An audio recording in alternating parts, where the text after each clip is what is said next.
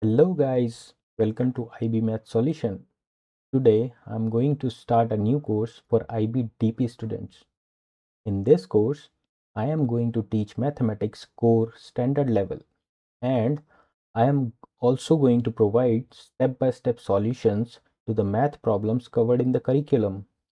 This course is good for students opting maths analysis and approaches standard level and also maths application and interpretation standard level. The book I am going to follow for this course is shown in the screenshot here. You can see I will be solving questions from this book. You can also use the same book or any other book preferred by your own school. The concepts and the steps to solve questions will be the same. I wish you all the best and keep learning. See you all in the next lecture.